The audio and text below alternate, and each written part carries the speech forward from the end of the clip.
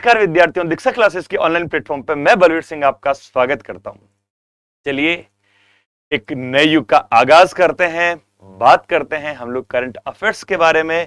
सबसे पहले तो मां सरस्वती, मां शारदा के चरणों में प्रणाम करते हुए हमारा ये आज की जो यात्रा प्रारंभ हो रही है, यानी एक नया सत्र प्रारंभ हो रहा है, एक नया इतिहास बनाने जा रहे हैं और एक नई पहल, नई शुरुआत करने जा रहे हैं।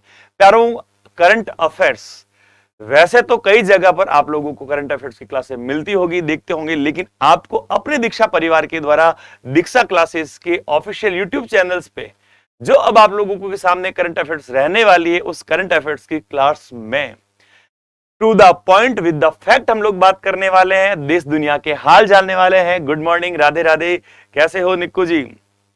ओहो, हनुमान बेनीवाल जी के fan, good morning, good morning, कैसे हैं आप सब लोग? बड़े मजे में। तो चलिए बात करते हैं और हम लोग बढ़ते हैं हमारी क्लास की शुरुआत के अंदर। तो क्लास की शुरुआत करें प्यारो।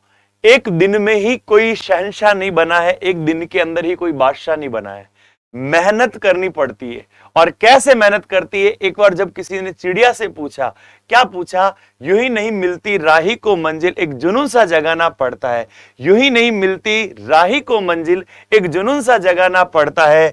जब पूछा चिड़िया से कैसे बनाया आशियाना, जब पूछा चिड़िया से कैसे बनाया आशियाना, तो बोली, तो क्या बोली सुनिए। तो बोली, भरनी पड़ती है उड़ान बार बार, भरनी पड़ती है उड़ान बार बार, और तिनका तिनका उठाना होता है, और तिनका तिनका उठाना होता है। प्यारों, इसी तिनके तिनके से, एक एक मेंबर से हमारा दीक्षा परिवार बना है, और हमारे दीक्षा परिवार को बनाने वाली मजबूत कड़ी जो हो वो हो आप। तो ऐसे ही हम लोग यात्रा करते रहेंगे, यात्री जुड़ते जाएंगे, और हमारा जो कारवा है वो कारवा और बड़ा होता जाएगा, वो कारवा बड़ा होता जाएगा। चलिए प्यारों, हम लोग सबसे पहले देश दुनिया की टॉप 10 जो न्यूज है, उन टॉप 10 न्यूज के बारे में बात करें तो सबसे पहले जो खबर आ रही है वो आ रही है हमारे पास में कि अभी हाल ही में जो उत्तर प्रदेश राज्य है, उस उत्तर प्रदेश राज्य की विधानसभा को पूरी तरह से डिजिटल कर दिया गया है। यानी यूपी की जो विधानसभा है, उस यूपी की विधानसभा को कर दिया है पेपरलेस, यानी पेपर का उपयोग बिल्कुल नहीं होगा, सारा का सारा काम होगा वहां पर डिजिटल तरीके से। फिर देखें तो फस्टेनिंग इफेक्टिव एनर्जी ट्रांजिशन 2022 की रिपोर्ट जारी की गई है WEF के द्वारा। WEF वर्ल्ड इकोनॉमिक फोरम, जिसको हम बोलते हैं विश्व आर्थिक मंच। न्यू डेवलपमेंट बैंक, जिनको एनडीबी भी हम कहते हैं, उस एनडीबी ने गुजरात के अंदर अपना खोला है क्षेत्रीय ऑफिस। और गुजरात के अंदर कहां खोला है? तो गुजरात के अंदर खोला है गिफ्ट सिटी के अंदर। 2021 के अंत तक हमारा राजस्थान पवन ऊर्जा के मामले में देश के अंदर कौन सा स्थान रखता है? तो देश के अंदर रखता है 5वां स्थान। कौन सा स्थान था राजस्थान का? तो राजस्थान का था 5वां स्थान। फिर बात करें भारत के अंदर आतंकवाद विरोधी दिवस, हाल ही में आप लोगों ने देखा था, मनाया गया है और खूब चर्चा में भी रहा था। कारण बताएंगे जब इसका पूरा का पूरा विश्लेषण आप लोगों के सामने करेंगे। तो भारत में आतंकवाद विरोधी दिवस कब मनाया जाता है? तो भारत के अंदर आतंकवाद विरोधी दिवस मनाया गया 21 मई को।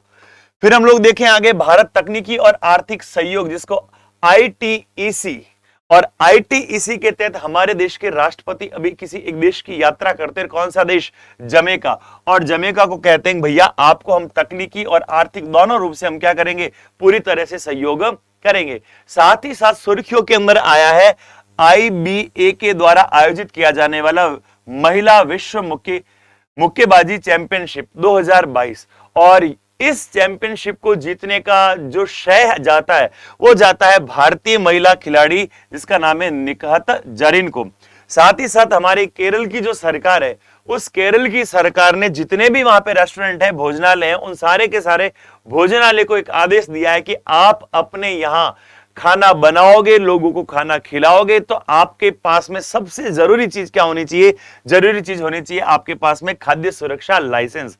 अगर आपके पास में खाद्य सुरक्षा लाइसेंस नहीं है तो आप रेस्टोरेंट का संचालन नहीं कर सकते हो। साथ ही साथ अभी हाल ही के अंदर अरुणाचल प्रदेश के अंदर एक सुरंग देश को समर्पित हुई है हमारे रक्षा मंत्री राजनाथ सिंह के द्वारा। उसका नाम है नेचुपी सुरंग।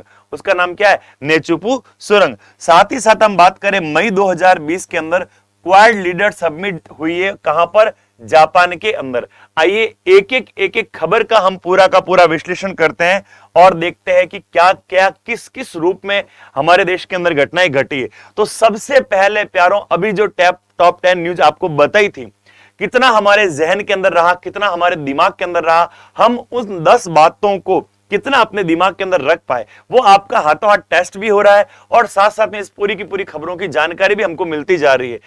पहला प्रश्न जो आ रहा है वो आ रहा है, हाल ही में किस राज्य की विधानसभा पूरी तरह से क्या हो चुकी है, डिजिटल हो चुकी है, पूरी तरह से उसने अपने को आपको डिजिटाइजेशन कर लिया। यानी हम लोग देखें तो अब पेपर का उपयोग नहीं होगा। क्यों? क्योंकि आप लोगों को जानकारी के अंदर होगा, पेपर को बनाने के लिए पेड़ की आवश्यकता होती है, पेड़ों को काटा जाता है। तो पर्यावरण को संरक्षण करने हेतु, पर्यावरण की रक्षा करने हेतु उत्तर प्रदेश के अंदर ये कदम उठाया गया है। तो राज्य कौन सा होगा? तो राज्य हो जाएगा यहां पर यूपी उत्तर प्रदेश। तो चलो हम यूपी उत्तर प्रदेश के बारे में बात करें तो हमको ये भी जानकारी के अंदर होना चाहिए कि हमारे देश की अगर सबसे बड़ी विधानसभा किसी राज्य की है तो सबसे बड़ी विधानसभा किस राज्य की है? तो सबसे बड़ी विधानसभा है यूपी की, सबसे बड़ी विधानसभा। अच्छा, सबसे बड़ी विधानसभा हमने यूपी की बताया, कारण क्या है सबसे बड़ी विधानसभा यूपी की है? क्योंकि विधानसभा के जो सदस्य, वो विधानसभा के सदस्य सबसे ज्यादा कहां देखे जाते हैं? यूपी के अंदर। कितने सदस्य है? 404। कितने सदस्य है? 404। अब इन 404 में से 403 सदस्य जो है वो 403 सदस्यों का तो होता है चुनाव, और एक सदस्य जो है वो एक सदस्य चुना जाता है राज्यपाल के द्वारा। अच्छा, हमने लोकसभा और राज्यसभा के अंदर तो देखा था राष्ट्रपति मनोनीत करता है, राज्यों की विधानसभा में भी राष्ट्रपति के द्वारा मनोनीत किया जाता है, लेकिन यहां जो राज्यपाल मनोनीत कर रहे हैं वो राज्यों की विधानसभा में राज्यपाल और लोकसभा और राज्यसभा के अंदर राष्ट्रपति। तो राष्ट्रपति लोकसभा में तो 2 एंग्लो इंडियन, और राज्यसभा के अंदर हम लोग पढ़ते हैं कि कला, साहित्य, विज्ञान, समाज सेवा इत्यादि के अंदर विशेष योग्यता रखने वाले जो योग्य व्यक्ति राष्ट्रपति की नजर के अंदर होते हैं, उन 12 व्यक्तियों को राष्ट्रपति मनोनीत करता है। राज्यपाल किसको मनोनीत करेगा? तो राज्यपाल यहां मनोनयन करता है एंग्लो इंडियन का। तो यूपी की विधानसभा के अंदर एक सदस्य तो एंग्लो इंडियन होता है और बाकी 403 सदस्य होते हैं वो जनता के द्वारा प्रत्यक्ष रूप से चुने गए होते हैं। चलिए यूपी के बारे में हम लोग और चर्चा करते हैं। आप लोगों को जानकारी होगी कि क्षेत्रफल की दृष्टि से सबसे बड़ा जो राज्य है वो तो है हमारा राजस्थान, लेकिन आपसे पूछ लिया जाए जनसंख्या के मामले में सबसे बड़ा राज्य कौन सा है, तो जनसंख्या के मामले में भारत में जो सबसे पहले नंबर पे है वो पहले नंबर पे है हमारा यूपी, हमारा उत्तर प्रदेश। तो देखिए ये भारत के एकदम उत्तरी भाग के अंदर नेपाल के दक्षिणी क्षेत्र के अंदर स्थित है ये उत्तर प्रदेश, जो जनसंख्या की दृष्टि से सबसे बड़ा क्षेत्र है। अभी वहां शासन प्रमुख कौन है, अभी वहां शासन के अंदर मुखिया कौन है? तो यूपी के अंदर देखें तो वहां पर हम लोगों को मुख्यमंत्री, जिन्होंने हाल ही के अंदर यूपी के अंदर मुख्यमंत्री पद दोबारा ग्रहण किया है, और दोबारा ग्रहण किया है मतलब कौन सी विधानसभा वहां चल रही है? तो उत्तर प्रदेश के अंदर है ये 18वीं विधानसभा, और 18वीं विधानसभा में मुख्यमंत्री के पद के रूप में जो आसीन होने वाले व्यक्ति है वो है योगी आदित्यनाथ। नाम तो सुना ही होगा बुलडोजर बाबा का, योगी आदित्यनाथ। और योगी आदित्यनाथ उत्तर प्रदेश के मुख्यमंत्री है। उत्तर प्रदेश के अंदर राज्यपाल कौन है? तो उत्तर प्रदेश के अंदर राज्यपाल देखें तो राज्यपाल का नाम मिलता है हम लोगों को आनंदीबेन पटेल, जो कि पहले गुजरात के मुख्यमंत्री थे। आगे बढ़े तो अगला प्रश्न आ रहा है, और अगला प्रश्न क्या कह रहा है? अगला प्रश्न कह रहा है फॉस्टेरिंग इफेक्टिव एनर्जी ट्रांजैक्शन 2022, और इसकी रिपोर्ट किसने जारी की है, किसके द्वारा जारी की गई है? रवि दादीज गुड मॉर्निंग भाई, गुड मॉर्निंग। अब देखो हमारे पास में 4 संस्था आई है, कौन सी? WEF, WTO, WHO या नाटो। आखिर ये जो रिपोर्ट जारी की जा रही है ये रिपोर्ट किसके द्वारा जारी की जा रही है? फटाफट कमेंट्स करते रहिए और बताइए कि इन चारों में से कौन सा ऑप्शन होगा जिसमें ये जो लिखा है हमारे पास में कॉन्सेटिंग इफेक्टिव एनर्जी ट्रांजैक्शन 2022, इसकी रिपोर्ट किसके द्वारा जारी की जा रही है? तो हम लोगों ने अभी अभी बात की थी विश्व आर्थिक मंच के बारे में, विश्व आर्थिक मंच के बारे में, तो विश्व आर्थिक मंच जिसको वर्ल्ड इकोनॉमी फोरम हम कहते हैं, वर्ल्ड इकोनॉमी, वेरी गुड निकू जी, क्या बात है, क्या बात है, बिल्कुल सही जवाब है, बिल्कुल सही जवाब है, एकदम सही जवाब है, वाह, तालियां हो जाए एक बार निकू जी के लिए, क्योंकि सबसे पहला जवाब जो आया है वो निकू जी का आया। तो WEF विश्व आर्थिक मंच के द्वारा ये रिपोर्ट जारी की जा रही है। फिर ये जो नाम आए हैं नीचे, WTO, WHO, नाटो, ये क्या है? तो WTO के बारे में बात करें तो WTO का पूरा नाम क्या है? वर्ल्ड ट्रीटी ऑर्गेनाइजेशन, जिसको हम हिंदी के अंदर क्या बोलते हैं? जिसको हम बोलते हैं विश्व व्यापार संगठन। विश्व व्यापार संगठन। अब विश्व व्यापार संगठन के बारे में बात करें, स्थापना कब हो रही है विश्व व्यापार संगठन की? 1 जनवरी 1995 में। तो इसकी स्थापना कब हुई है? 1995। मुख्यालय कहां है? स्विट्जरलैंड की जो राजधानी है जिनेवा, तो स्विट्जरलैंड की राजधानी जिनेवा के अंदर इसका मुख्यालय। फिर बात आती है WHO की, वर्ल्ड हेल्थ ऑर्गेनाइजेशन, विश्व स्वास्थ्य संगठन। वाह गौरव, बिल्कुल सही बात है, बिल्कुल एकदम करेक्ट है आपका जवाब भी। WHO के बारे में बात करें तो इसका पूरा नाम क्या है? इसका पूरा नाम है विश्व स्वास्थ्य संगठन। और विश्व स्वास्थ्य संगठन की स्थापना कब हो रही है? तो इसकी स्थापना हो रही है 1948 के अंदर, 1948 के अंदर। और फिर आता है नाटो, और नाटो का नाम तो आप लोगों ने सुना होगा। दीनदयाल जी, जय श्री राम, जय श्री राम, स्वागत है। अब बताइए, नाटो जो है अभी बड़ा सुर्खियों के अंदर रहा था, अभी बड़ा चर्चा के अंदर रहा था। क्यों?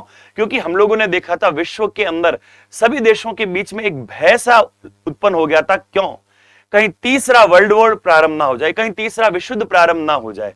और तीसरा विश्व युद्ध प्रारंभ ना हो जाए, इस डर से सभी देश एक बार भयभीत हो रहे थे। ऐसी कौन सी घटना घट गई थी कि तीसरे विश्व युद्ध की हमको आशंका सी लग रही थी? तो वो घटना थी रूस और यूक्रेन के बीच में होने वाला युद्ध।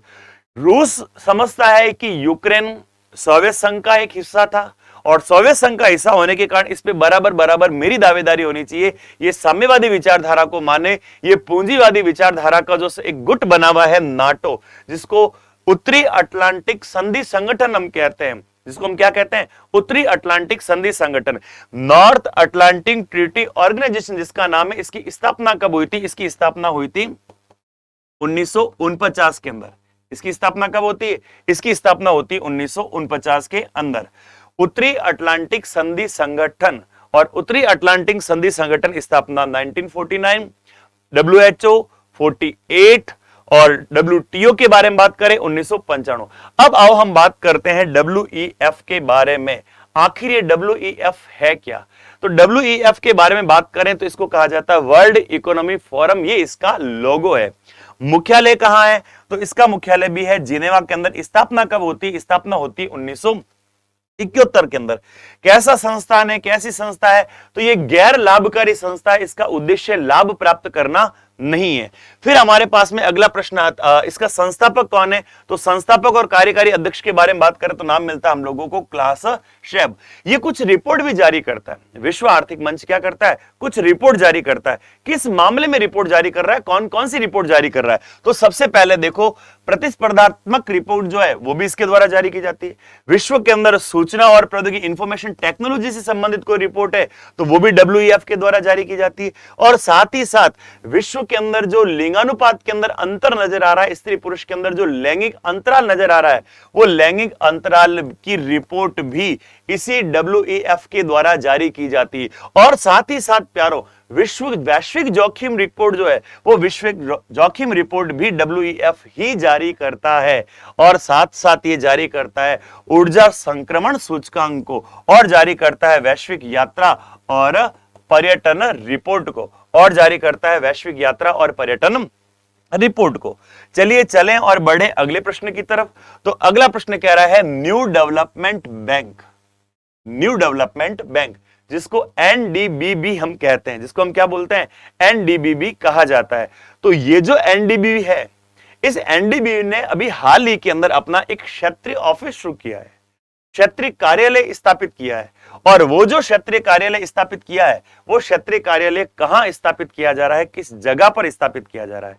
तो हमारे पास में ऑप्शन के रूप में आ रहा है बड़ौदा, गिफ्ट सिटी अहमदाबाद, सूरत या राजकोट? या फिर राजकोट। ममता जय श्री कृष्णा, जय श्री कृष्णा। अब बताइए, ये चार ऑप्शन आप लोगों के सामने हैं और इसमें से एनडीबी के द्वारा जो क्षेत्रीय ऑफिस है वो क्षेत्रीय ऑफिस, वाह निकू जी, क्या बात है, क्या बात है, क्या बात है, बिल्कुल सही, गिफ्ट सिटी। अब देखो, सुनने में आपको लग रहा होगा कि ये जो आखिर गिफ्ट सिटी है, ये गिफ्ट सिटी क्या है? क्या किसी ने कोई उपहार दी है? क्या किसी ने कुछ तोहफा दिया है? ऐसा कुछ है क्या? ना, ऐसा कुछ नहीं है। तो फिर क्या है? इसका पूरा नाम क्या है? इसका पूरा नाम है गुजरात। जी से क्या हो गया? जी से हो गया है गुजरात। याद रखिएगा साथ साथ निकू जी, इसकी फुल फॉर्म भी देख लेते हैं, क्या होती है इसकी फुल फॉर्म। तो जी का अर्थ तो होता है गुजरात। फिर हम लोग बात करें आई का, तो आई का अर्थ होगा इंटरनेशनल, इंटरनेशनल। फिर आ जाता है एफ। अब एफ के अंदर क्या आएगा? एफ के अंदर आ जाएगा यहां पर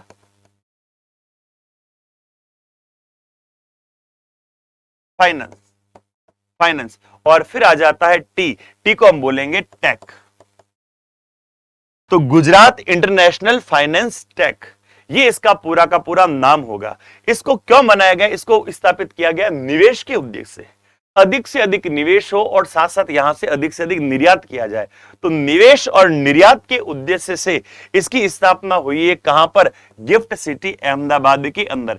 एक पूरा का पूरा आर्थिक हब, इकोनॉमी हब स्थापित किया जा रहा है अहमदाबाद के अंदर, एक अलग से जिले के रूप में, और नाम दिया जा रहा है उसको गिफ्ट सिटी। उसको नाम क्या दिया जा रहा है? उसको नाम दिया जा रहा है गिफ्ट सिटी। ये कोई गिफ्ट नहीं है, ये आर्थिक रूप में मिलने वाला हम लोगों को एक प्रकार का तोहफा। इसको इस प्रकार से समझ लीजिएगा।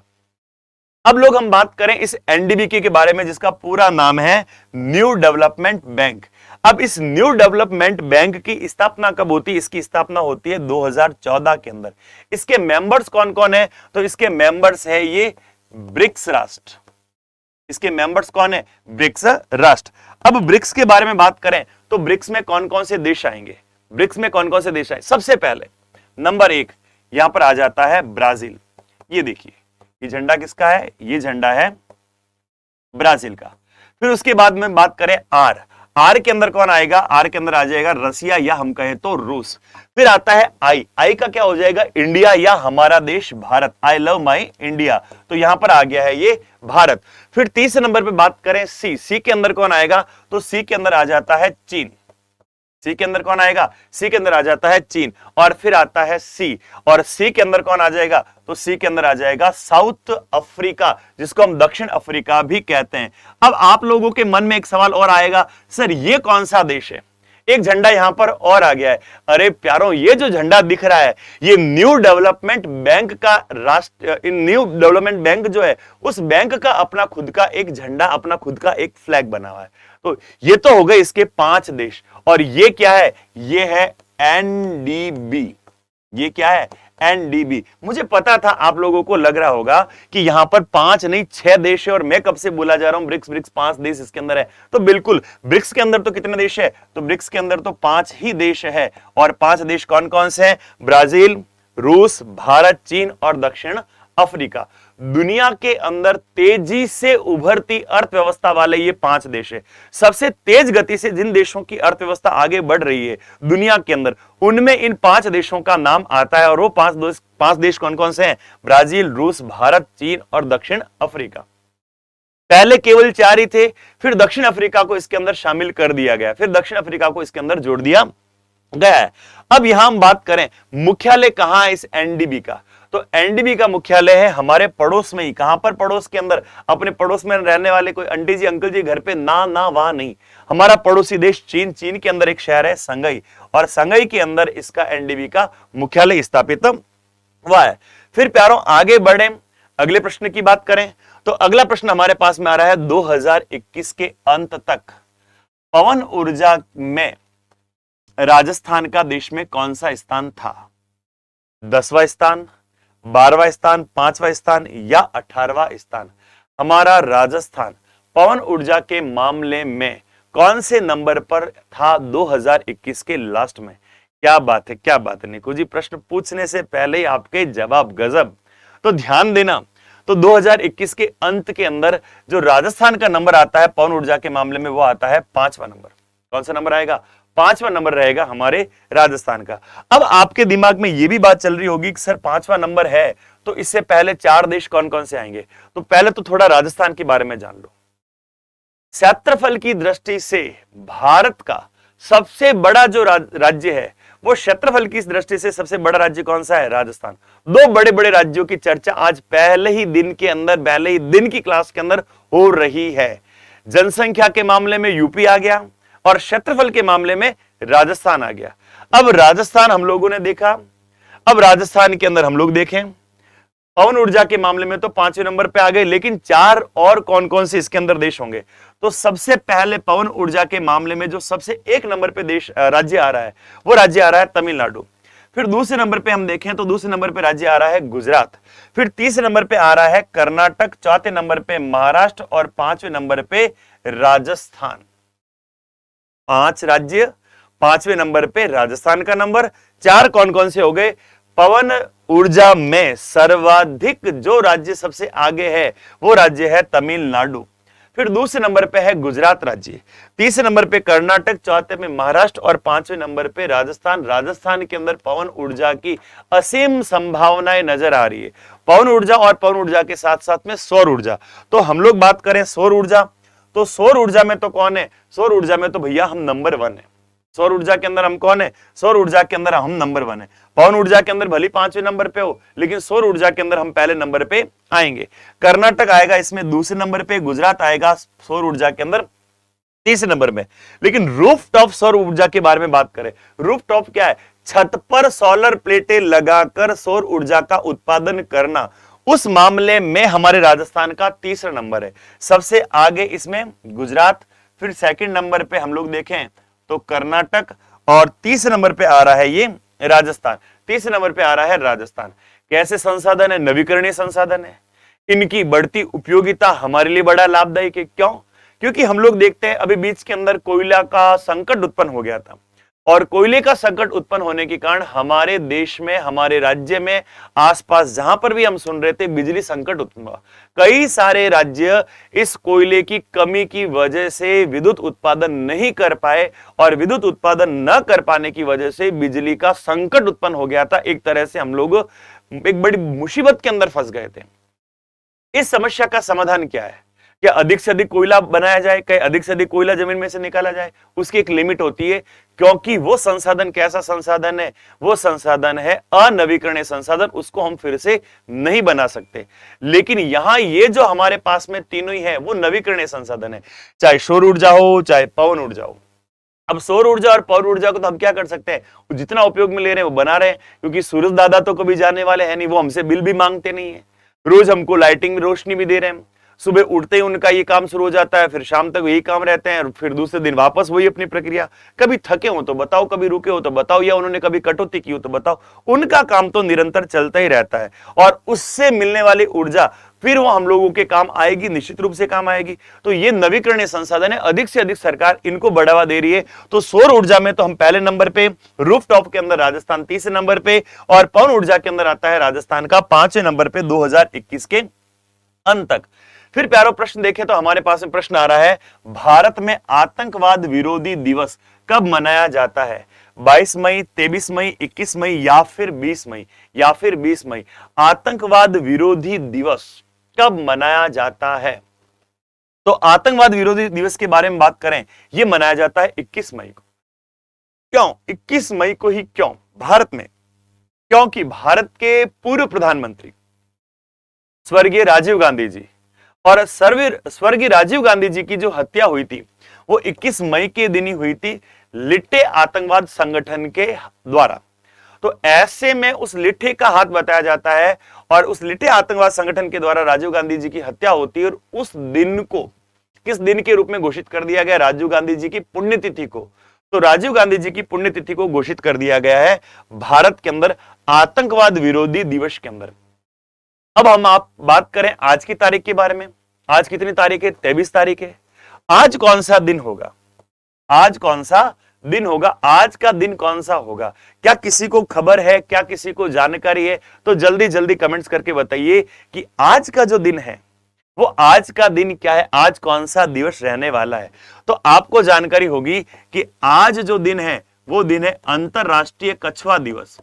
आज कौन सा दिवस है, ये है अंतरराष्ट्रीय कछुआ दिवस। क्यों कछुओं को समर्पित किया गया है ये दिन, क्योंकि हमारे पूरे विश्व के अंदर जो भी कछुए हैं उन कछुओं को क्या करना है, सुरक्षित करना है, उनकी प्रजातियों का संरक्षण करना है। और कछुओं को सुरक्षित करने के लिए, उनकी प्रजाति का संरक्षण करने के लिए आज ही के दिन 23 मई को मनाया जाता है अंतरराष्ट्रीय कछुआ दिवस। फिर हमारे पास में तारीख आती है 22 मई की। 22 मई को कौन सा दिवस मनाया, यानी बीता हुआ कल, ये किस दिन के रूप में जाना जाता है। तो 22 मई के बारे में बात करें तो 22 मई को मनाया जाता है अंतरराष्ट्रीय जैव विविधता दिवस। अंतरराष्ट्रीय जैव विविधता दिवस, इंटरनेशनल बायोडाइवर्सिटी डे मनाया जाता है कब, 22 मई को। अब आप कहोगे सर 20 मई को कौन सा दिवस मनाया जाता है, 20 मई पीछे रह गया। अरे चिंता मत करो, हम है ना आपके साथ, पूरे मई के दिन आप लोगों को बताएंगे। एक एक दिन को आप जान लीजिए कब कौन सा दिन आता है। सबसे पहले बात करें 1 मई। 1 मई, और 1 मई को मनाया जाता है अंतरराष्ट्रीय मजदूर दिवस। क्यों, कारण क्या है, अमेरिका के अंदर सबसे पहले बड़े पैमाने पर मजदूरों ने हड़ताल की थी, और बड़े पैमाने पर मजदूरों के द्वारा हड़ताल किए जाने पर उस दिन को किस दिन के रूप में घोषित कर दिया गया, मजदूर दिवस के रूप में घोषित कर दिया गया। साथ ही साथ इसी 1 मई के दिन भारत के 2 राज्य बने थे। भाषा के आधार पर जब राज्यों का विभाजन हुआ था तो ऐसे में गुजरात और पहले मुंबई, जो महाराष्ट्र जो था वो पहले पूरा एक ही प्रांत था, बंबई प्रांत। फिर इनको क्या कर दिया गया, 2 अलग अलग भागों के अंदर बांटा गया। तो गुजरात और महाराष्ट्र जो पहले कभी एक हुआ करते थे, इनका जो विभाजन हुआ, इनका जो बंटवारा, इनको जो बांटा गया है, इनको अलग अलग राज्यों के रूप में बनाया गया है। ये भी कब बनाया गया, ये भी बनाया गया 1 मई के दिन। 1 मई के दिन गुजरात और महाराष्ट्र दोनों ही राज्य मनाते हैं अपना स्थापना दिवस। फिर 1 मई को कौन सा दिवस आता है, आप लोग देखते हो कि कई सारे लोग सुबह सुबह जाकर बगीचों के अंदर हा हा हा हा हा करते, ऐसे प्राणायाम करते नजर आएंगे। आखिर ये सब क्या है, आखिर ये सब क्या है। प्यारों, खुश रहना और हंसना व्यक्ति के लिए सबसे अनिवार्य होता है, व्यक्ति के लिए सबसे अनिवार्य होता है। अरे किसके जीवन में दुविधा नहीं होती है, किसके जीवन में संकट नहीं आता है, कौन तनाव से ग्रसित नहीं होता है, लेकिन उनमें भी खुश रहने की कला बहुत कम लोग जानते हैं, बहुत कम लोग जानते हैं। क्यों अपने ऊपर हम डिप्रेशन को हावी होने दें, क्यों तनाव को अपने ऊपर हावी होने दें, क्यों हम किसी बात को लेकर इतने चिंतित रहे। अरे नहीं, हंसो हंसो और खुश रहो, कल को क्या पता क्या घटना घट जाए, इसलिए जियो, खुलकर हंसो। तो इसलिए 1 मई को विश्व हास्य दिवस भी मनाया जाता है। एक बार आप लोग भी हंस लीजिए। पूजा सोनी, वंदे मातरम पूजा सोनी। तो वंदे, यहां हम लोग देखें विश्व हास्य दिवस, तो विश्व हास्य दिवस मनाया जाता है 1 मई को, यानी मई की शुरुआत तो बड़ी अच्छी हो रही है, हंसते हंसते। फिर हम देखें 2 मई को, तो 2 मई को मनाया जाता है विश्व टूना दिवस। 3 मई को मनाया जाता है विश्व प्रेस स्वतंत्रता दिवस। 4 मई के दिन आता है अंतरराष्ट्रीय अग्निशामक दिवस, और साथ साथ में कोयला खनिज दिवस। साथ साथ में कौन सा आएगा, कोयला खनिजम दिवस। 5 मई के दिन बात करें तो 5 मई को आता है विश्व पुर्तगाली भाषा दिवस और मिडवाइफ के लिए अंतरराष्ट्रीय दिवस, विश्व हास्यवस्ता दिवस। 6 मई की बात करें तो 6 मई को आता है अंतरराष्ट्रीय आहार निषेध दिवस। वो एक दिन के लिए कहते हैं आहार नहीं खाना, और हमारे तो हर महीने में 2 बार कहते हैं आहार नहीं खाना, क्योंकि हम लोग क्या है, एकादशी करने वाले, तो कहते हैं 6 मई को रखा जाता है, उस दिन पूरी तरह से आहार का निषेध होता है, खाना पीना नहीं है। 7 मई को विश्व एथलेटिक्स दिवस मनाया जाता है। 8 मई को विश्व रेड क्रॉस दिवस मनाया जाता है, रेड क्रॉस सोसाइटी का स्थापना दिवस है ये। 9 मई को मनाया जाती है गोपाल कृष्ण गोखले जी की जयंती। गोपाल कृष्ण गोखले कौन थे, ये गोपाल कृष्ण गोखले, तो गोपाल कृष्ण गोखले के बारे में बात करें तो ये थे महात्मा गांधी जी के, महात्मा गांधी के राजनीतिक गुरु। ये कौन थे, ये थे महात्मा गांधी के राजनीतिक गुरु। तो महात्मा गांधी के राजनीतिक गुरु गोपाल कृष्ण गोखले। फिर बात करें तो मनाई जाती है 9 मई को महाराणा प्रताप जयंती। राजस्थान के बारे में जैसे ही नाम लेते हैं, सबसे पहले राजस्थान के बारे में नाम लेते ही दिमाग के अंदर एक ही बात आती है, ये वीरों की भूमि है, ये वीरों की धरती है। और उन वीरों में भी सबसे पहले वीर शिरोमणि महाराणा प्रताप का नाम हमारे दिमाग के अंदर आता है। और महाराणा प्रताप की जयंती कब मनाई जाती है? 9 मई को, तारीख के हिसाब से। 10 मई वर्ल्ड ल्यूपस डे मनाया जाता है। अभी दिन खत्म नहीं हुए, अभी तो दिन शुरू हुआ है। फिर हम बात करें 11 मई, 11 मई को मनाया जाता है राष्ट्रीय प्रौद्योगिकी दिवस। अब राष्ट्रीय प्रौद्योगिकी दिवस क्यों मनाया जाता है, उसके पीछे कारण क्या है?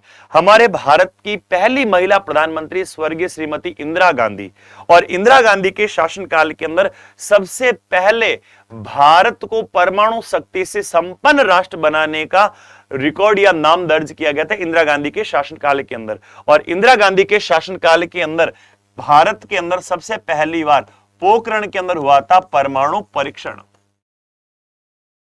परमाणु परीक्षण, तो भारत के अंदर सबसे पहली बार जो परमाणु परीक्षण हुआ था, उस परमाणु परीक्षण को ही किस दिन के रूप में मनाया जाता है? राष्ट्रीय प्रौद्योगिकी दिवस, नेशनल टेक्नोलॉजी डे के रूप में मनाया जाता है। फिर हम बात करें 12 मई, 12 मई को मनाया जाता है अंतर्राष्ट्रीय पादप स्वास्थ्य दिवस। 14 मई विश्व प्रवासी पक्षी दिवस।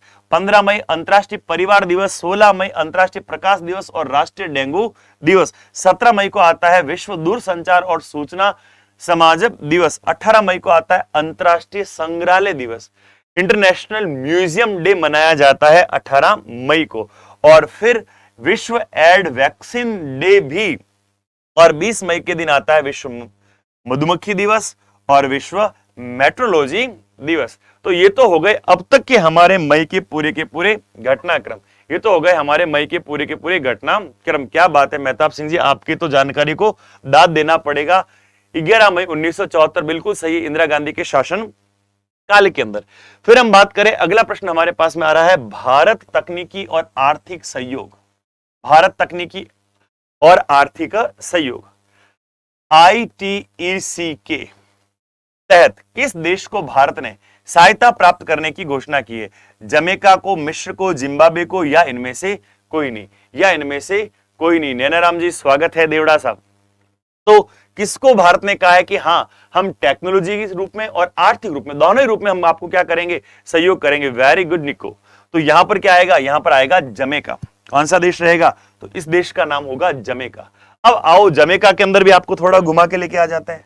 अब जमैका है कहां, कौन से महाद्वीप में स्थित है, ये भी तो हम लोगों को पता होना चाहिए। ये देखो, हम देखते हैं विश्व का नक्शा। अब विश्व का नक्शा देखते हैं तो यहां पर आता है ये उत्तरी अमेरिका। ये क्या है? ये है उत्तरी अमेरिका। ये क्षेत्र कौन सा है?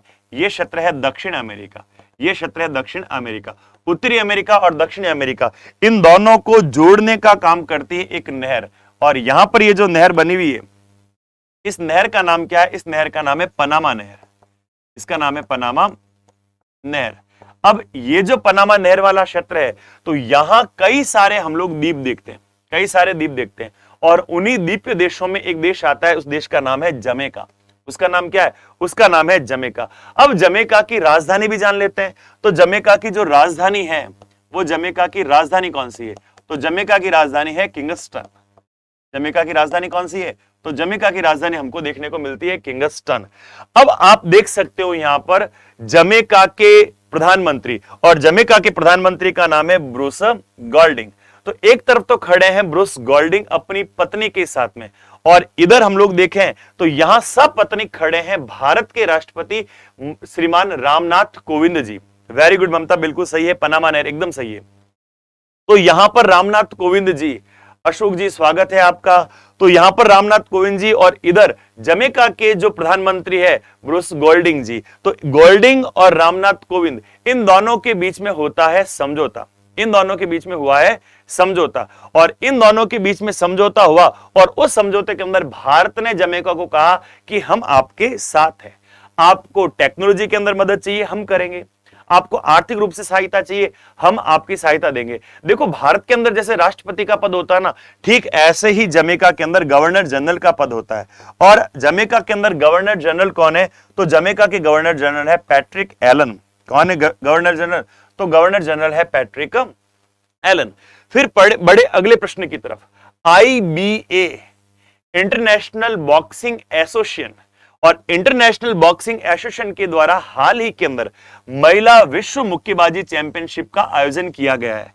और महिला विश्व मुक्केबाजी चैंपियनशिप का जो आयोजन किया गया है वो आयोजन किया गया है 2022 के अंदर। और उसमें इस महिला विश्व मुक्केबाजी चैंपियनशिप 2022 का जो खिताब जीतने वाली महिला है, वो खिताब जीतने वाली महिला कौन है, किसको ये अवार्ड गया है 2022 का?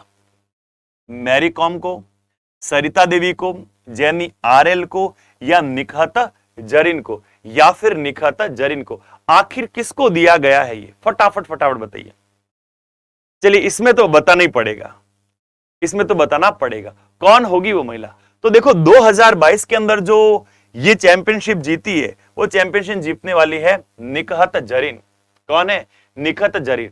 लेकिन आपको यहां पर जो 3 नाम और नजर आ रहे हैं, मैरी कॉम, मैरी कॉम भी महिला विश्व मुक्केबाजी चैंपियनशिप जीत चुकी है, तो मैरी कॉम भी शामिल, लेकिन 2022 के अंदर नहीं, पूर्व में पहले।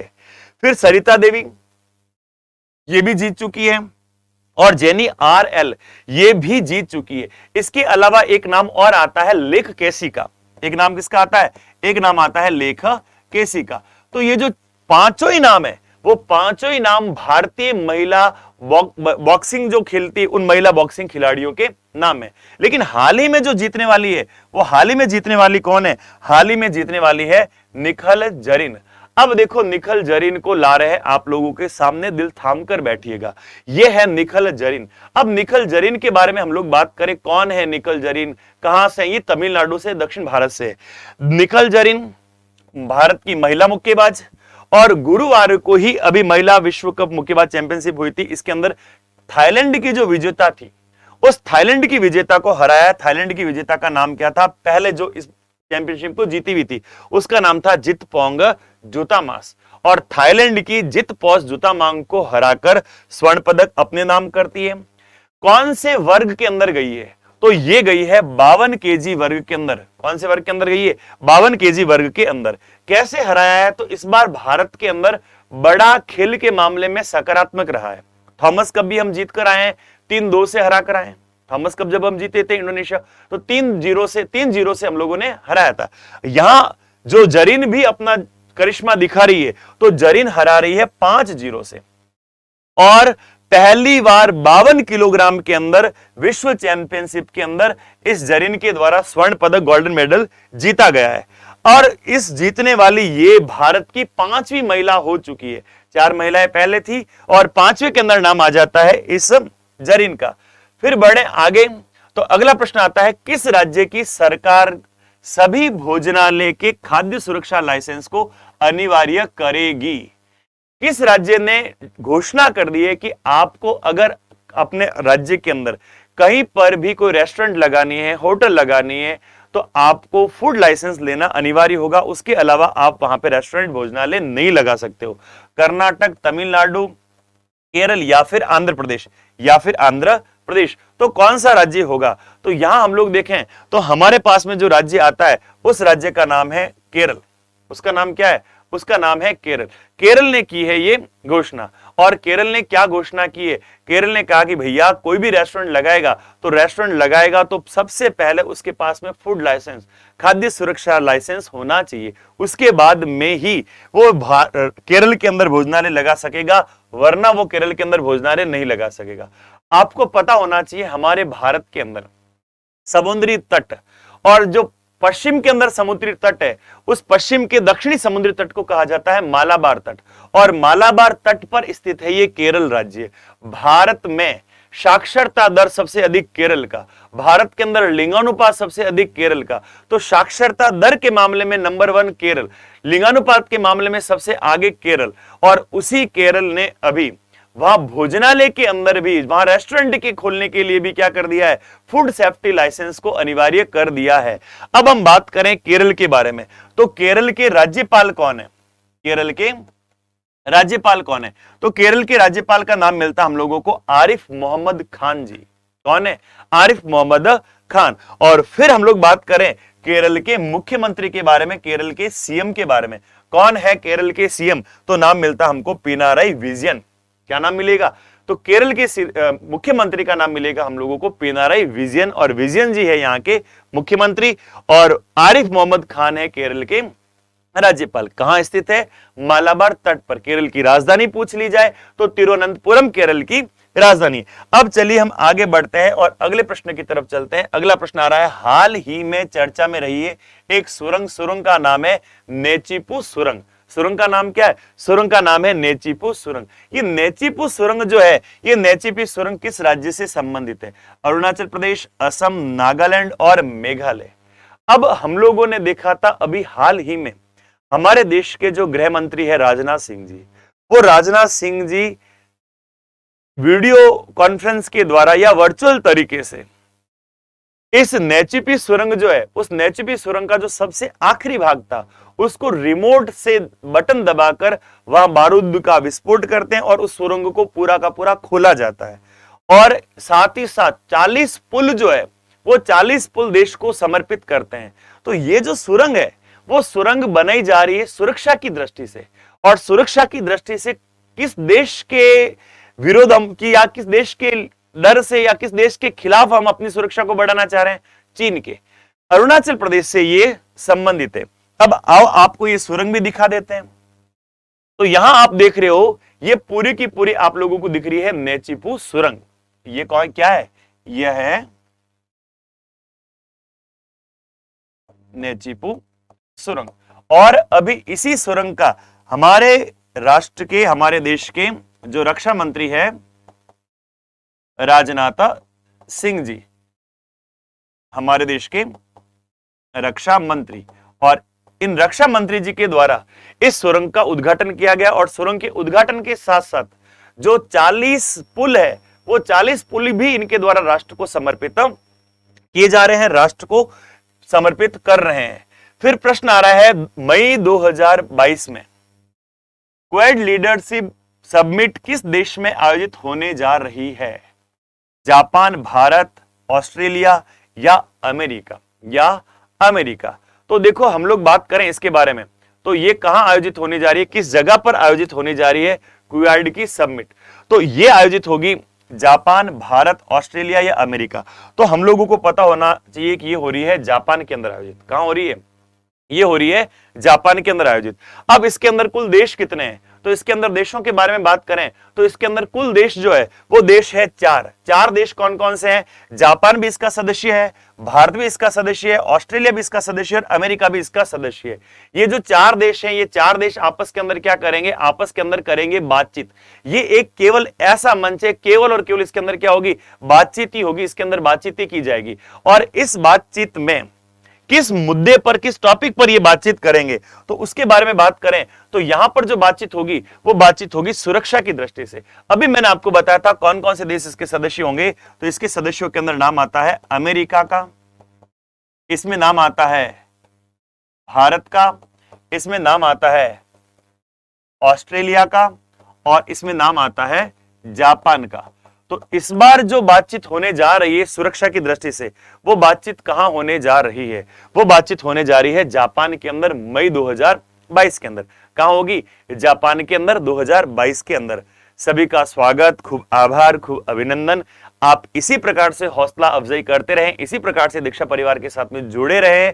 आप अपने अन्य जो साथी हैं, उन अन्य साथियों को भी सूचना करते रहें कि हमारे काम में आने वाले इस चैनल पर यूपीएससी की तैयारी करते हैं या डिफेंस की, निक्कू जी इस चैनल्स पर यूपीएससी, आरपीएससी और जितने भी कंपटीशन एग्जाम है, उन सारे एग्जामों में जो भी करंट से संबंधित, जीके से संबंधित और भी अन्य विषयों से संबंधित जो सवाल है, उन सब की क्लासें लगातार रहने वाली है और उन सब टॉपिक्स के बारे में हम बातचीत करने वाले हैं।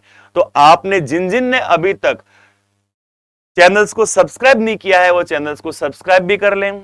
अगर आपको आपके भाई की ये कोशिश थोड़ी सी भी लग रहा है कि हाँ हमारे उपयोगी है, तो प्लीज अपने और साथी जो है, उन और साथियों को भी शेयर कीजिए ताकि उन्हें भी इस क्लास का पूरा पूरा लाभ मिल सके, वो भी इसका पूरा का पूरा फायदा उठा सके।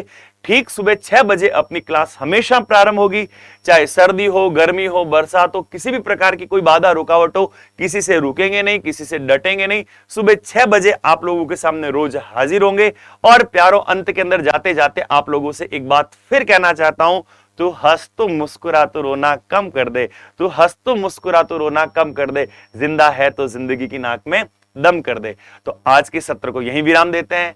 आप ज्यादा से ज्यादा क्लास को शेयर कीजिए, सब्सक्राइब कीजिए, लाइक कीजिए और अपने अन्य साथियों तक की इसकी सूचना पहुंचा दीजिए। तो दीजिए आप मुझे अनुमति, मैं लेता हूं आप लोगों से विदा। जय हिंद, जय भारत, धन्यवाद, राधे राधे।